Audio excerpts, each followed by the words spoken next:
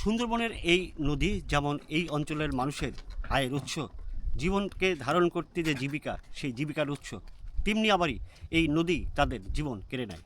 তেমনই একজন এই উপকূলের বাসিন্দা বুলবুলি, তার ভাইপো কিছুদিন আগে এখানে কুমিরের আক্রমণের শিকার হয়ে নিহত হয়েছিলেন।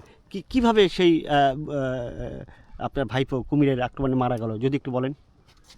ওই আমরা 2 মাপে মাছ মারতে গেছি, মাছ মারতে গেলে ওই আমরা তো বুঝতে পারিনি, আমরা তো জাল বাতিছি বাবা অবস্থায় হলো ও লোকের একবার কইছে ফুফু হলো, খালি একবার ডেকেছে ফুফু, আর কিছু করতে পারিনি। পরে দেখি হলো ওই আমার ভাইফের হলো, পরে পালাম না।